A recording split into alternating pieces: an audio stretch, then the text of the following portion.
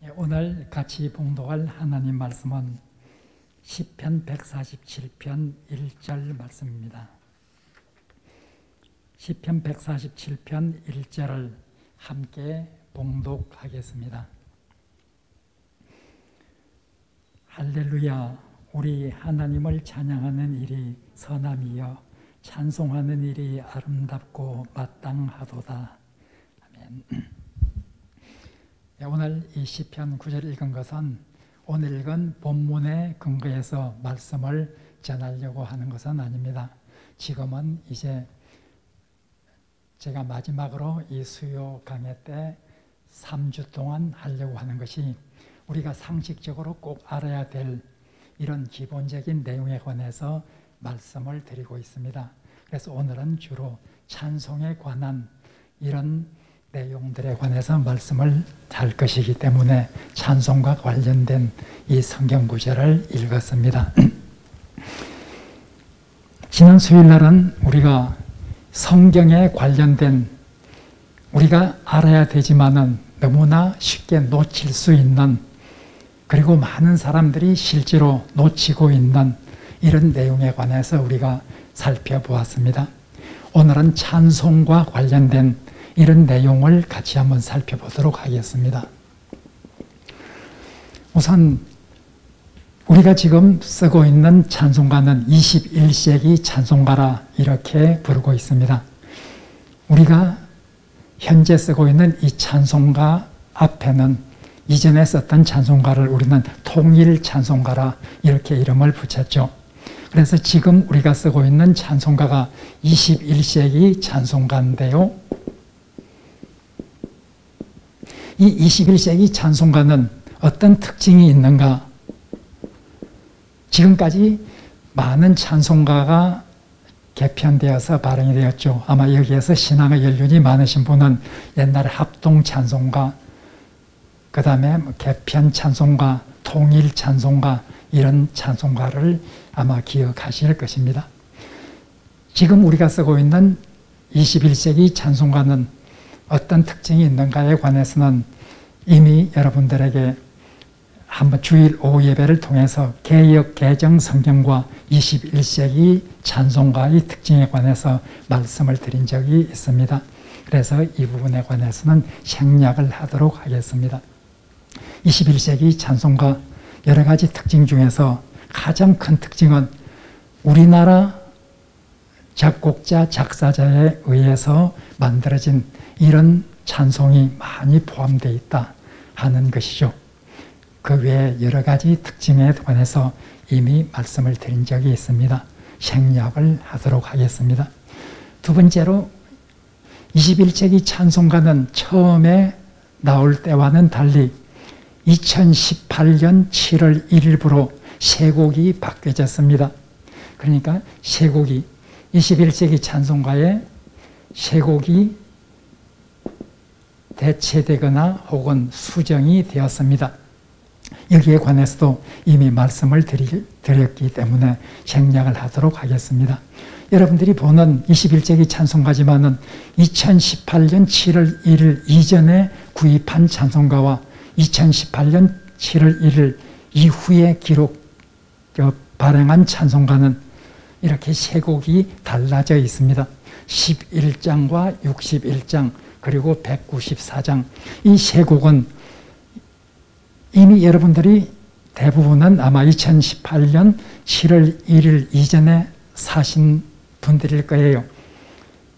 최근에 사신 분은, 즉 2018년 7월 1일 이후에 사신 분은 이 세 곡이 다른 곡으로 바뀌어져 있습니다. 11장과 61장은 저작권 문제로 인해서 부득이 바꿀 수밖에 없었고, 194장은 원래 이 곡이 구세군 창설자인 윌리엄 부서의 곡이었는데 이것이 지금 원래 통일 찬송가 처음에 수록된 이 곡이 원래의 부서의 이 처음 작곡한 원곡과 많은 차이가 있어서 구세군에서 원래 원곡자의 이런 곡으로 교체해달라 이렇게 해서 한국 찬송가 공회에서 그 말에 타당성이 있다 해서 이젠 윌리엄 보스가 처음에 썼던 그 원곡자의 작곡과 작사에 충실한 것으로 이렇게 교체를 하였습니다. 따라서 여러분들이 이 세 곡이 교체가 되어 있기 때문에 찬송가 11장을 부를 때 옛날 곡으로 불러야 될지 지금의 곡으로 불러야 될지 그런 것들이 참 애매합니다. 애매한데요. 일단 이런 세 개의 곡이 대체되어 있다 하는 것을 여러분들이 기억을 해야 됩니다. 왜 같은 21세기 찬송가인데 이렇게 차이가 있는가? 바로 그런 이유로 인해서 차이가 있게 됩니다. 여기에 나오는 바로 저작권 문제가 왜 일어나게 되었는가? 그리고 원작자 윌리엄 보스의 곡과 현재의 곡은 어떤 차이가 있는가에 관해서는 이미 여러분들에게 21세기 찬송가의 특징을 말할 때 그때 이미 여기에 관해서도 자세히 말씀을 드린 적이 있습니다. 따라서 여기에서도 더 이상 자세한 것은 생략하도록 하겠습니다. 여러분들이 찬송을 부를 때 이 찬송가 가사에 대해서 주의해야 합니다. 찬송가 가사, 우리는 성경에 나오는 내용은 정확히 알지 못하더라도 찬송가 가사는 노래를 통해서 우리가 많이 불렀기 때문에 많이 익숙합니다. 그래서 아마 성경에 나오는 내용보다 찬송가 가사에 나오는 내용을 아마 더 잘 알고 있는 경우가 많이 있습니다. 그럴 때 우리에게 문제가 생깁니다. 성경에 기록된 것은 어디까지인가? 찬송가에 기록된 이 내용이 성경에 그대로 있는 것인지 그런 데 관해서 우리가 잘 모를 수가 있습니다. 예를 들어서 성탄절 시즌이죠. 그 맑고 환한 밤중에 무천사 내려와 그 손에 비파 들고서 다 찬송하기를. 자, 이 찬송가에 보면은 무천사가 내려와서 그 손에 비파를 들고 찬송을 하였다. 비파를 들었다는 이것은 성경에 나오는 내용일까요? 성경에 없는 내용일까요? 성경에 없는 내용이죠. 성경에 나오지 않는 겁니다. 그런데 이렇게 찬송이라고 하는 이 가사는 시적인 원래 운율이 필요하고 또 문학적인 상상력을 때때로 동원이 되기 때문에 그런 어떤 가사를 풍부하기 위해서 이렇게 성경에는 나오지 않지만은 덧붙여서 곁들여서 쓴 이런 것들이 찬송가에는 많이 있을 수밖에 없습니다. 따라서 우리가 찬송가 가사에 나오는 내용이 어디까지 성경에 나오는 내용이고 어디까지 성경에 나오지 않는 내용으로서 어떤 시적인 표현, 문학적 상상력을 동원해서 쓴 것인가 이런 것들을 우리가 구별할 수 있는 이런 것들이 필요하죠. 동방박사 세 사람 귀한 예물 가지고 산을 넘고 물을 건너 별 따라 왔도다. 자, 동방박사 세 사람 이 곡에도 산을 넘고 물을 건너 별 따라 왔다. 산을 넘고 물을 건넜다고 하는 것은 성경에는 전혀 나오지 않죠. 이런 것도 하나의 상상력을 동원해서 이렇게 나온 것이죠. 그러니까 이런 것들을 우리가 구별할 수 있어야 합니다. 찬송가에는 성경과 달리 이런 어떤 상상력, 시적인 이런 표현, 그리고 문학적 상상력 이런 것들이 가미될 수밖에 없는 것이 찬송가죠. 그러니까 성경과 비교해서 어떤 부분이 가미된 것인지 이런 것들을 우리가 알고 있을 필요가 있습니다. 그래서 성경 가사는 이렇게 또 자꾸 바뀌게 됩니다. 성경도 이젠 개정이 될 때마다 약간씩 바뀌지만 찬송도 개정이 될 때 그 가사가 상당히 변화가 됩니다. 문법적으로 좀 어색한 것이라든지 이런 것들을 많이 바꾸게 되죠.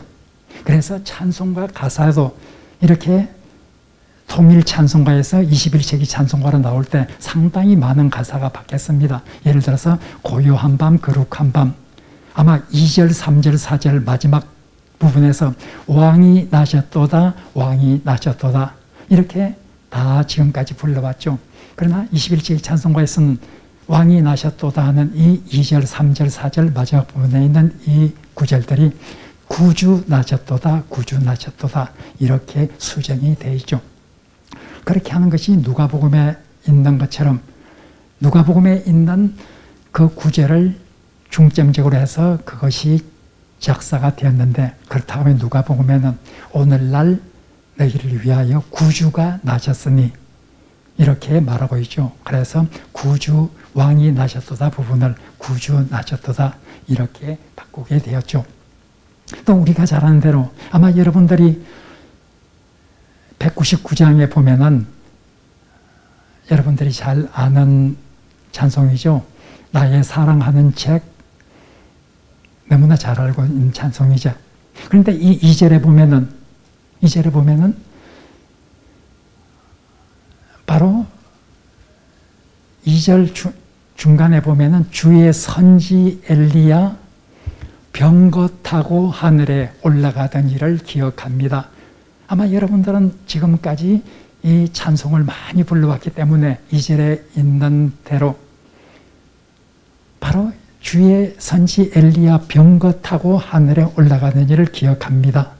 그런데 우리 21세기 찬송가에 보면 병거 타고가 아니라 바람 타고 하늘에 올라가던 일을 기억합니다. 199장 2절에 보면 이렇게 바뀌어져 있죠. 병거 타고 하늘에 올라갔다고 하는 것은 전혀 잘못된 것이었죠. 엘리야가 하늘에 올라갈 때 병거 타고 하늘에 올라간 게 아닙니다. 열왕기 하에 보면은 엘리사와 엘리야가 걸어갈 때, 길을 갈 때에 불병거와 불말이 나타나서 그 엘리사와 엘리야 사이를 갈라버리고, 그리고 엘리야를 회리 바람이 일어나서 엘리야가 바람을 타고 하늘로 올라가는 이런 장면이 열왕기하 2장에 나오고 있죠. 병거를 타고 가는 것, 하늘에 올라간 게 전혀 아닙니다. 성경에 보면요. 그런데 병거 타고 하늘에 올라가던 일을 기억한다. 이렇게 원래 통일 찬송가에는 그렇게 되어 있죠. 그래서 21세기 찬송가에는 바람 타고 하늘에 올라가던 일을 기억합니다. 이렇게 수정을 했죠. 이렇게 찬송가 가사도 계속해서 이렇게 수정이 되고 신학에 맞게 성경에 좀 더 충실하게, 때로는 어법상의 이런 표현을 고려해서 바로 이렇게 수정이 많이 되고 21세기 찬송가에도 상당히 많은 가사가 수정이 되었습니다. 그런데 수정을 할 때 항상 좋게 수정이 되지는 않아요. 어떤 데는 실수로 좀 오히려 개악이 되는 이런 경우도 있죠. 개역 개정도 처음에 나올 때 오히려 원래 개역 성경보다 잘못되게 된 이런 부분들이 많아서 상당히 큰 비판을 받았죠. 21세기 찬송가에도 사실은 그 찬송가 가사를 수정을 하면서 차라리 수정하지 않은 것이 훨씬 나을 뻔했다. 이런 부분도 보입니다. 예를 들어서 대표적인 것이 갈보리산 위에 십자가 섰으니 하는 150장이죠. 거기를 한번 보시면요. 150장 4절을 보면은 다음과 같이 되어 있죠.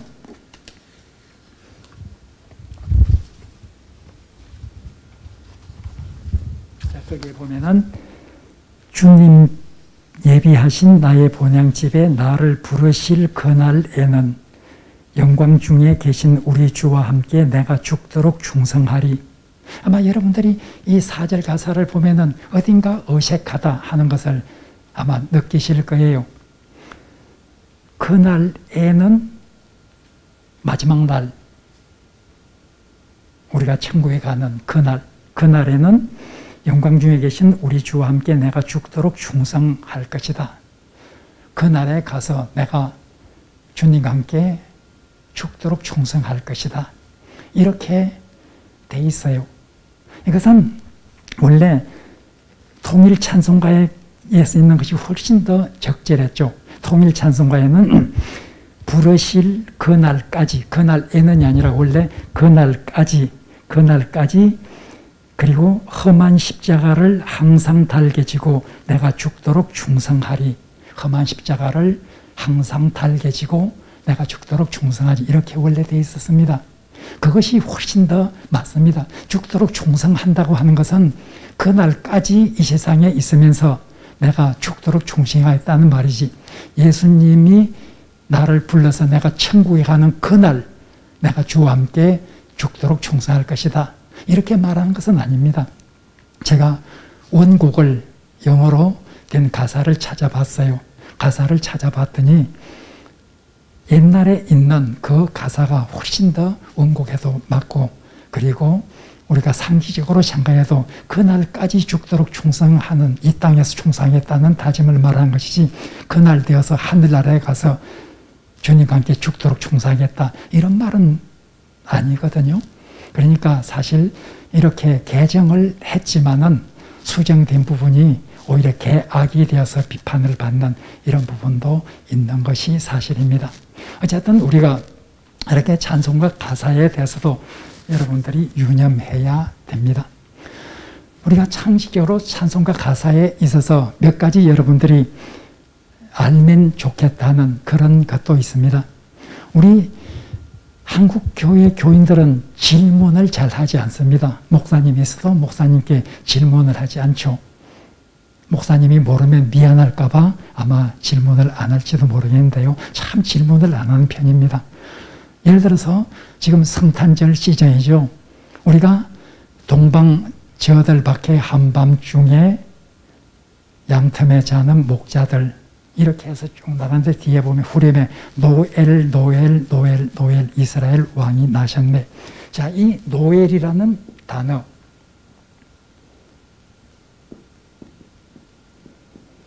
노엘이라는 단어가 무슨 뜻인지 물어보면 거의 모릅니다. 제가 어떤 그 권사님이나 장로님, 집사님 이런 교육을 위해서 어떤 특강을 하거나 강의를 할 때 이런 기본적인 것에 물어보면은 대부분 잘 모릅니다. 거의 모릅니다. 거의 몰라요. 그러니까 이 찬송을 어렸을 때부터 그렇게 불러왔는데도 한 번도 알려고 질문도 안 하고 알려고 노력하지 않았단 말이에요.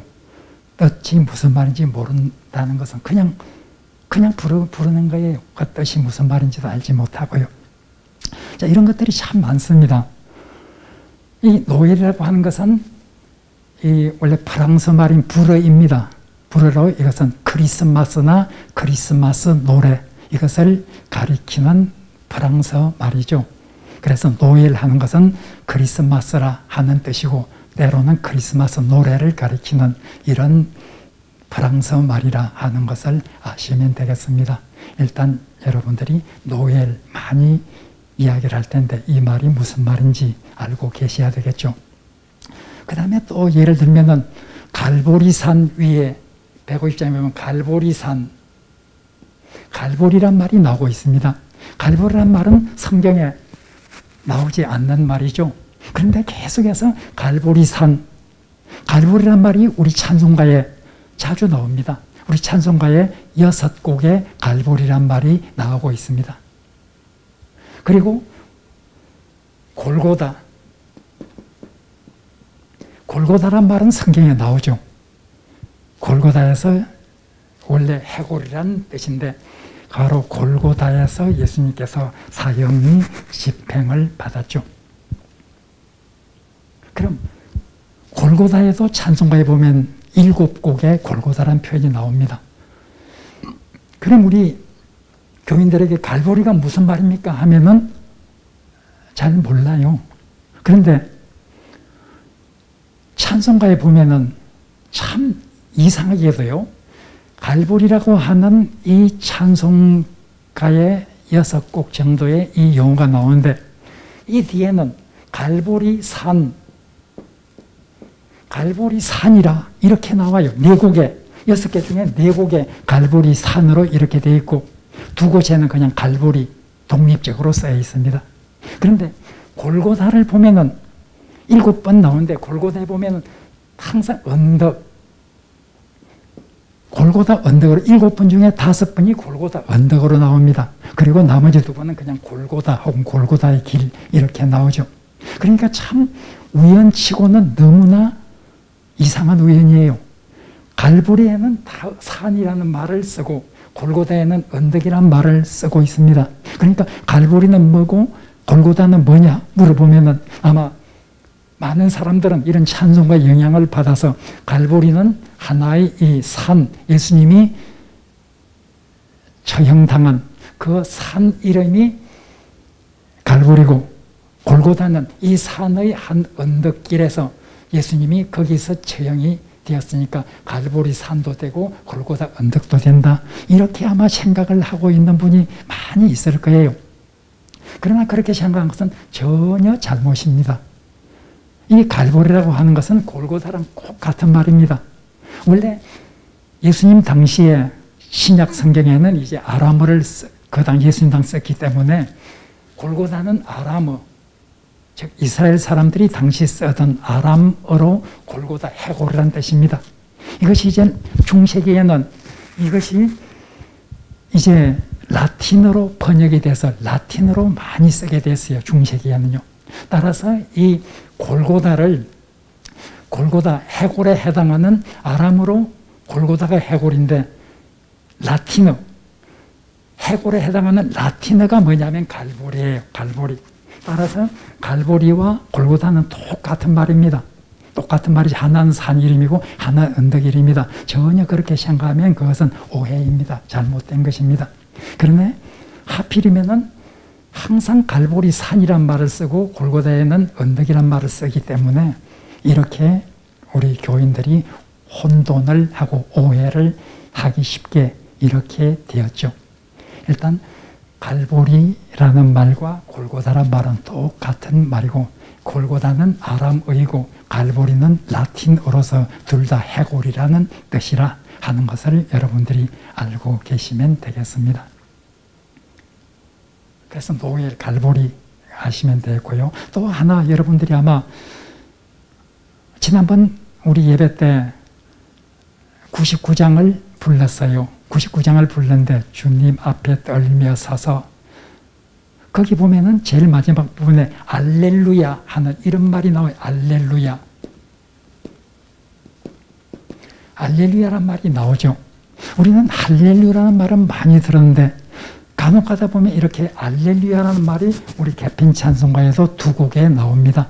할렐루야라는 말을 대부분 쓰고 있지만은 우리 21세기 찬송가에도 2곡에서는 99장에서와 마찬가지로 2곡에서는 알렐루야를 쓰지 않고 알렐루야를 쓰고 있습니다.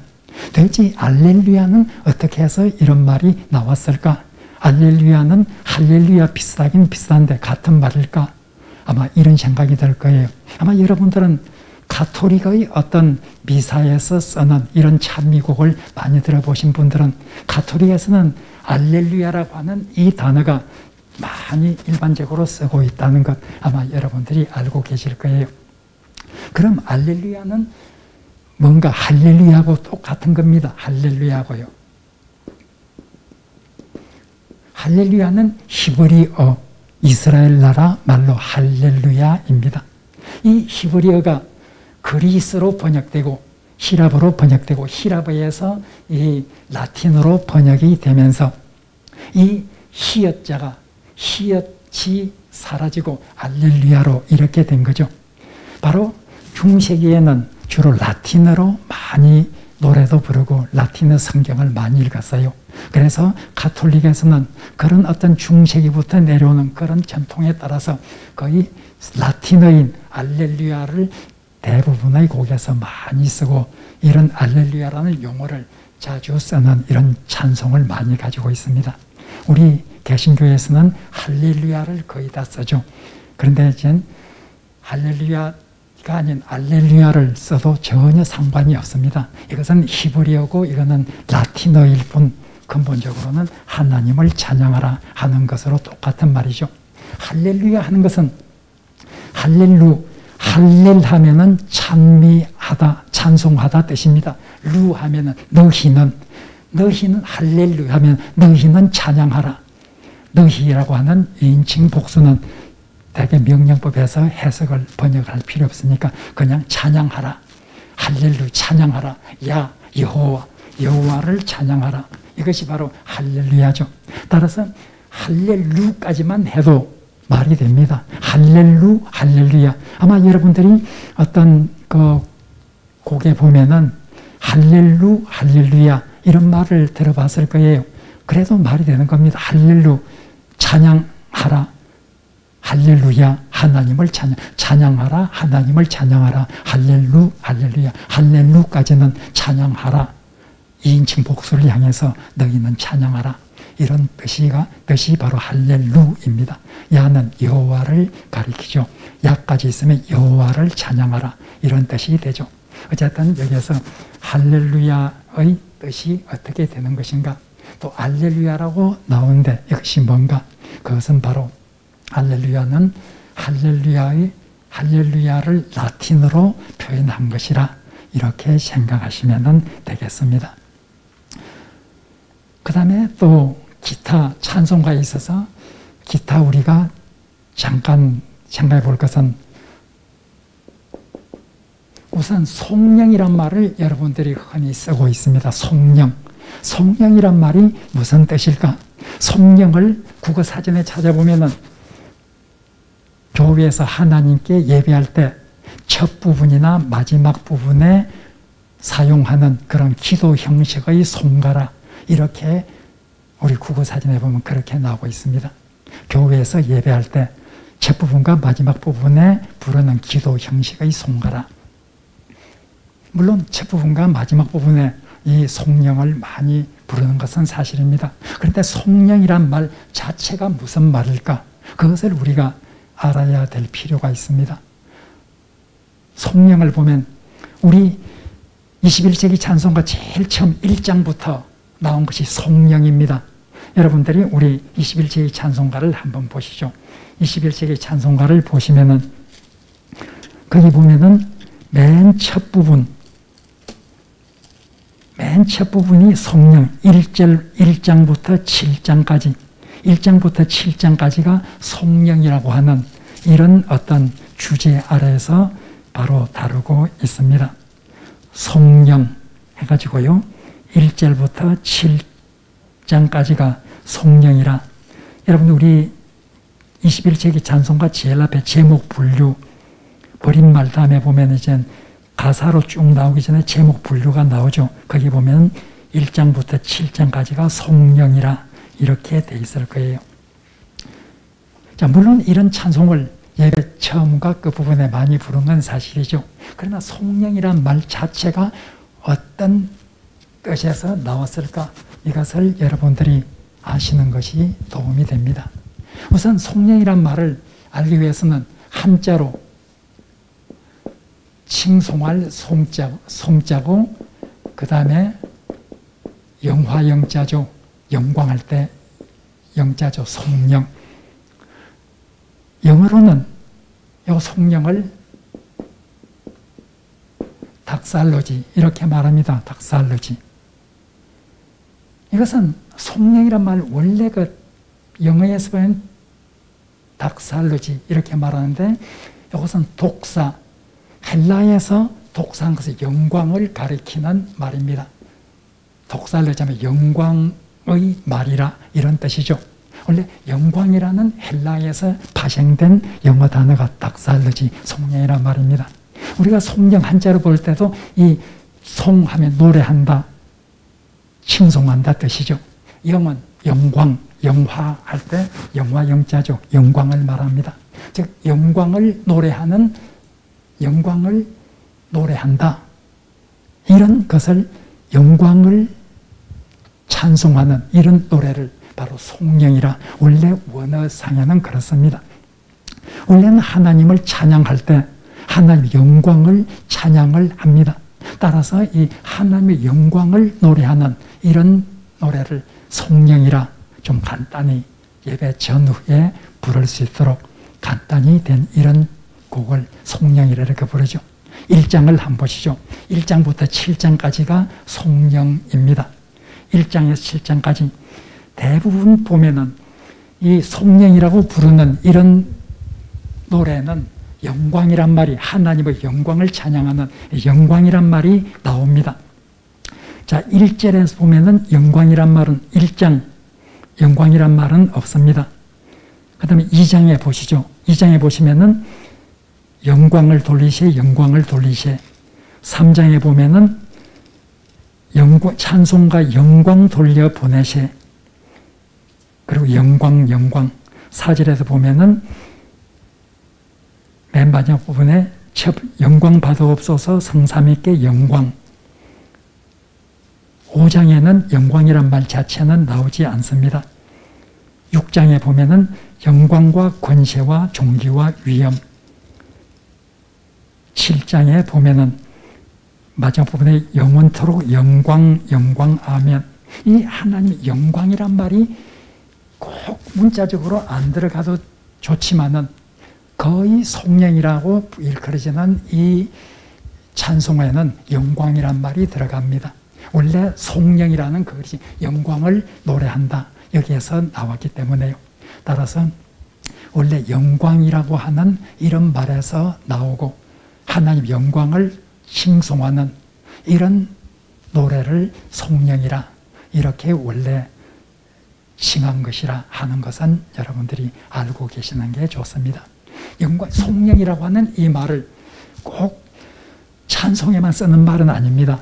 우리가 어떤 시에도 영광의 시다, 어떤 성경에도 이 구절은 송영으로 끝난다, 이렇게 말을 많이 합니다. 예를 들어서 주기도문에서 나라와 권능과 영광이 영원히 아버지께 있습니다. 아멘. 이 부분도 송영으로 그렇게 칭합니다. 송영으로 끝난다. 바로 거기도 영광이란 말이 나오고 있죠. 자, 이런 것이 송영이라 하는 것이라는 것을 아시면은 아마 여러분들이 도움이 될 것입니다. 그 다음에 우리가 하나만 더 찬송해서 다룬다고 하면요, 성가대가 좋은 표현인가 찬양대가 좋은 표현인가, 여기에 관해서 상당한 어떤 논쟁이 일어납니다. 찬양대가 더 좋은 표현이라고 하는, 적합한 표현이라 하는 데서는 아무도 의의를 달지를 않습니다. 그런데 성가대란 말을 쓰는 것에 대해서 이것을 쓸 수가 있느냐 없느냐 가지고 약간의 논란이 되고 있습니다. 어떤 견해는 성가대라고 하는 이 표현은 쓰지 않는 것이 바람직하다, 이렇게 말합니다. 찬양대라는 말을 써야 되고 성가대라는 말은 쓰지 않는 것이 좋다. 아마 우리 교단에서 나온 기독교 용어집, 여기에도 성가대라는 말보다 찬양대라는 말을 쓰도록 이렇게 권고를 하고 있습니다. 성가대라는 말을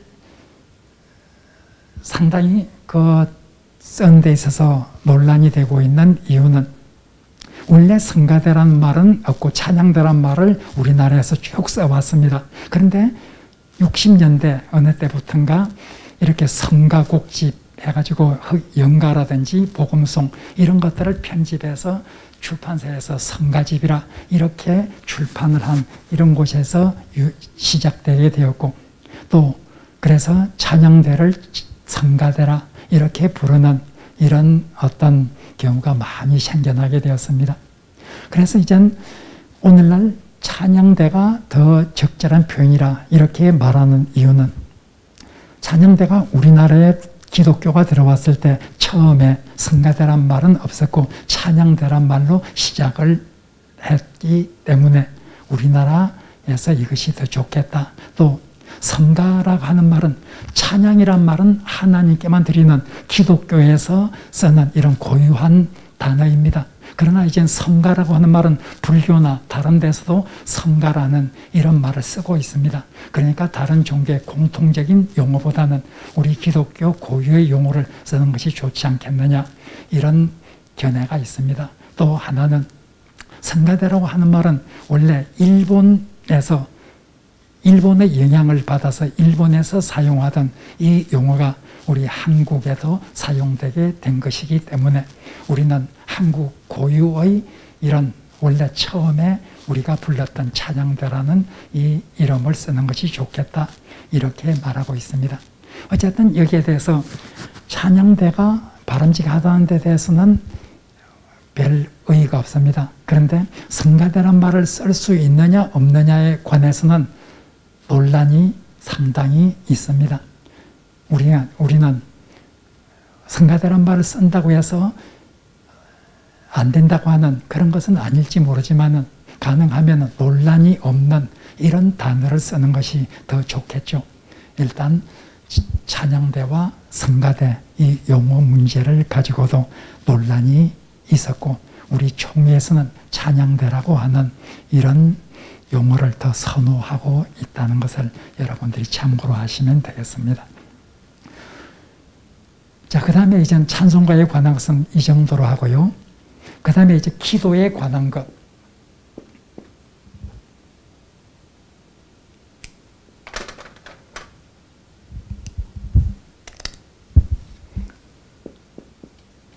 기도에 관한 것도 우리가 상식적으로 꼭 알아야 될 이런 내용들이 있습니다. 우선 기도에 있어서 쉬운 것부터 하죠. 아멘. 아멘이라고 하는 이 말을 쓰죠. 기도를 하고 나서 우리가 아멘으로 이렇게 화답을 하기도 하고 기도한 사람도 아멘으로 끝내고 있죠. 아멘이란 말은 원래 신실하다, 믿는다 이런 뜻을 가진 아만이라고 하는 히브리어에서 나온 단어죠. 그래서 아멘이라고 하는 아만에서 나온 이 단어는 아멘이라고 말할 때 참으로 진실로 하는 이런 뜻이 강하게 있습니다. 따라서 우리가 기도하고 나서 아멘 하는 것은 내가 지금까지 기도한 이 기도는 정말 진실로 하나님 앞에서 이렇게 진실한 마음으로 하나님 앞에 간구를 하였습니다. 이런 뜻으로 아멘 하는 거죠. 그리고 기도 인도자가 인도를 하고 나서 남은 회중들이 아멘 하는 것도 바로 저 기도 인도자가 한 저 기도, 바로 나의 기도로 바로 진실한 마음으로 그렇게 나도 하나님 앞에 참으로 기도를 하였습니다. 이런 뜻으로 아멘 하고 말하는 거죠. 따라서 이 기도할 때 아멘이라고 하는 말은 정말 지금까지 내가 기도한 이 모든 내용, 또 기도 인도자가 기도한 이 모든 내용은 참으로 하나님 앞에 간절히 바라는 우리 소원을 진실한 마음으로 이렇게 드린 것이다. 이렇게 고백을 하는 것이죠. 기도 인도자가 열심히 기도할 때 머릿속에 세상 일로 가득 차 있다가 예수님 이름으로 기도합니다 하는 그 소리를 듣고 아멘 하고 말한다고 하면 사실 그 아멘은 전혀 그렇게 말할 수가 없는 것이죠. 내가 진실로 그렇게 기도합니다. 이런 뜻으로 아멘이라고 하는 것인데 다른 생각으로 가득 차 있다가 예수님 이름으로 기도합니다는 그 말 끝에 아멘 한다고 하면은 그것은 별 바람직하지 못한 것이 될 것입니다. 자, 기도에 있어서 우리가 또 하나 생각해 보아야 될 것은 기도에 있어서 하나님을 당신이라고 쓸 수 있는가? 하나님을 당신이라는 이런 하나님을 향해서 사용할 수 있는가? 우리 교단, 우리 총회에서, 우리 총회 교육부에서 변경된 기독교 용어 해가지고 조그마한 책자가 나왔습니다. 거기에 보면 하나님께 기도할 때 하나님을 향해서 당신이란 표현은 쓸 수가 없다. 이렇게 딱 못 박아 놓았습니다. 이 당신이라는 용어가 하나님을 우리가 기도할 때는 하나님이 바로 우리 앞에 있는 2인칭 단수로 상대방으로 우리가 기도를 하는 것이죠. 제3자에게 기도하는 건 아니잖아요. 하나님 바로 앞에서 하나님을 향해서 우리가 기도하는 거예요. 그런데 우리나라 말에서 당신이 2인칭 존칭으로서 2인칭 존칭으로 사용되는 이런 것은 아직까지 우리나라 말에 정립이 되지 않고 있습니다. 그러니까 참 성경을 번역할 때도 you라고 하는 이 영어의 you라고 하는 이 단어가 나올 때 우리말로 번역하기가 참 힘듭니다. 당신이라는 말을 쓰려고 하지만은 우리가 영어를 배울 때 그냥 you를 2인칭 존칭으로서 당신이란 말로 그냥 이렇게 번역을 했지만 실제로 우리나라 말에서 2인칭 존칭으로서 이렇게 you가 이렇게 당신이란 말이 확립된 것은 아닙니다. 우리는 그 당신이란 말이 부부간에 상대방을 높여서 부르는 말, 또 how라고 하는 존칭이라기보다는 how 하는 정도의 이런 경우에 당신이란 말을 쓸 수도 있는 것으로서, 또 상대방을 향해서 말할 때 싸움이나 다툴 때 누가 그랬어? 누가 그런 말을 당신이 그러지 않았습니까? 하면서 좀 상대방을 공격하면서 사용하는 이런 단어, 그리고 3인칭에 관해서는 높임말로 존칭으로 사용을 합니다. 자기 아버지를 가리키면서 아버님이 말하지 않고 당신이 세상에 계셨을 때 이 책을 그렇게 소중히 여기셨다. 이런 식으로 당신이, 그때 당신은 2인칭을 향해서 말한 것이 아니라 3인칭을 두고 염두에 두고 바로 당신이란 말을 쓰는 것이죠. 그러니까 이 당신이란 말을 기도할 때 하나님께 대해서 쓰는 것은 옳지 않다. 이렇게 우리 총회에서 나온 기독교 용어라는 조그마한 책자에서도 그렇게 선언을 해 놓았습니다. 참 2인칭 존칭이라고 하는, 그리고 2인칭 존칭에 우리 국어사전에 보면 you를 구어체가 아닌 문어체에서는, 글에서는 문어체에서는 이 당신이란 말을 존칭으로, 2인칭 존칭으로 쓸 수도 있다. 이렇게 나와 있습니다. 그러나 기도는 문어체가 아니잖아요. 대화체인데 여기에서 2인칭 단수 높임말로 쓰는 적절한 단어가 없기 때문에 일단 하나님을 향해서 당신아 쓰는 것은 현재의 단계로서는 옳지 않다. 그렇게 생각하시면 되겠습니다. 그러나 당신한 말을 썼다고 해서 그것을 너무 비난할 필요는 없어요. 어떤 장로님이 저한테 그렇게 하더라고요. 그 교회에서 어떤 분이 기도를 하면서 하나님을 향해서 당신이라는 말을 썼는데 부흥 강사가 그 다음에 올라와서 하나님이 당신 친구냐고, 어떻게 당신이라는 말을 쓰냐고 막 호통을 치고 했다는 말을 들었습니다. 그러나 우리가 당신이란 말, 사실 하나님에 대해서 2인칭 단수 존칭이 적절하지 않아서 그렇게 당신이란 말을 썼다 하더라도 그것이 하나님께 그렇게 불경제가 되지는 않을 텐데 그렇게 호통치고 비판할 필요까지는 있을까? 그런 생각이 저 개인적으로는 들었습니다. 우리가 그렇게 하는 것이, 안 쓰는 것이 바람직하다는 것을 아는 것이 좋지만, 그렇다 해서 이렇게 쓰는 사람을 너무나 크게 비난하는 그것도 그렇게 정말 좋은 자세일까? 그런 생각이 듭니다. 하나님은 다 알고 계시거든요. 우리 하나님은 다 알고 계시는데 이거 관련해서 또 비슷한 것이 바로, 이것은 상당히 어렵습니다.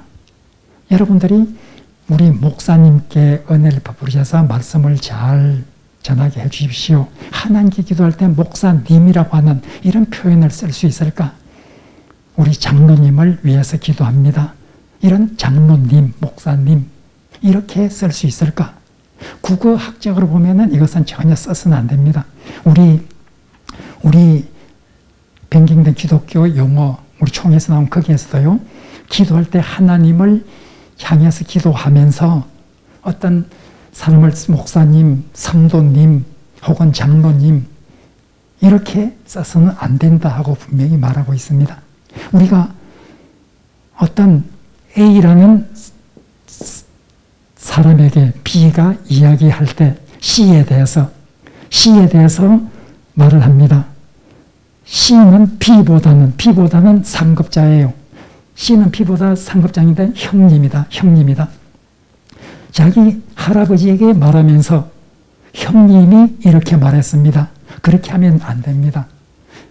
A가 최상급자이기 때문에 C는 B보다 상급자지만은 그러나 C는 A보다는 하급자입니다. 이렇게 할 때는 A에게 말할 때는 C를 존대어를 써서 표현을 해서는 안 됩니다. 형님 이렇게 하면 안 되죠. 그냥 형이 그랬습니다. 이렇게 해야 합니다. 하나님은 우리 여기에서 A에 해당하는 지극히 높으신 분이죠. 우리가 C를 지칭하면서 하나님을 C를 지칭하면 목사님 이렇게 하면 그것은 안 되는 것입니다. 옛날에 우리 정장복 총장님이 계셨을 때 우리 학교에서 그 어떤 기도할 때 무슨 님 하면 총장님 기도할 때 이런 님자 쓰면 호통을 쳤습니다. 호통을 쳤습니다. 하나님한테 기도하면서 그렇게 하면 안 된다. 우리 변경된 용어에도 분명히 하나님 기도할 때 이렇게 님자를 쓰지 않아야 된다. 쓰지 않도록 이렇게 말하고 있습니다. 그런데 사실상 여러분들이 기도할 때 박종기 목사에게 은혜를 베풀어 주셔서 이렇게 말하면 다른 듣는 사람들이 아마 오해를 할 거예요. 어떻게 님자도 안 붙이는 거고 오해를 할 거예요. 그러니까 참 이런 것이 딜레마죠. 원래 이론적으로는 이렇게 하나님 앞에 기도할 때는 하나님이 최상위자기 때문에 이런 님자를 붙이지 않아야 되는 것이 우리 국어학적으로는 맞기는 한데 그러나 막상 그렇게 님자를 안 붙였을 때 굉장히 어색하고 뭔가 다른 사람들도 너무 그런 표현에 대해서 좀 오해를 할 수도 있고 이런 경우가 참 많이 있습니다. 그래서 참 이런 경우는 저도 지금 말씀드린 이유는 님자를 그럴 때 다 빼라 그렇게 말하기가 저도 참 죄송해요. 저도 죄송하고요. 그리고 님자를 써도 하나님은 다 알아들으신다. 하나님은 우리가 님자를 써서 그렇게 기도한다 할지라도 하나님이 호통치지는 다른 사람은 호통칠지 몰라도 하나님은 다 이해하시고 알아들으시고 그렇게 하실 것이다. 그렇게 생각을 들어요.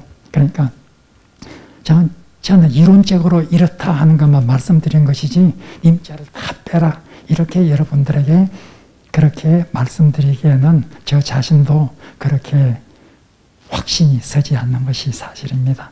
일단 여러분들 알고는 계셔야 되겠죠. 알고 있어야 여러분들은 만약 님자를 써서 설사 기도한다 하더라도 만약 어떤 분이 기도를 하면서 님자를 빼고 기도했다. 그렇게 할 때 여러분들 속에 그분들을 오해할 수가 있어요. 저분이 어떻게 님자를 안 붙이고 저렇게 기도하는가 하고 여러분들 마음속에 좀 오해를 하기 쉬운데 그럴 경우에 여러분들이 설사 님자를 붙이더라도 님자를 붙이지 않고 기도하는 그런 기도를 들었을 때 절대로 거기에 관해서 오해를 하시면 되지를 않죠. 그래서 알고는 계셔야 돼요. 이런 것에 대해서요. 자, 오늘 시간이 여기까지 하고요. 다음 주일 또 기도에 관한 것과 또 기타 여러 가지에 관한 것을 하도록 하겠습니다.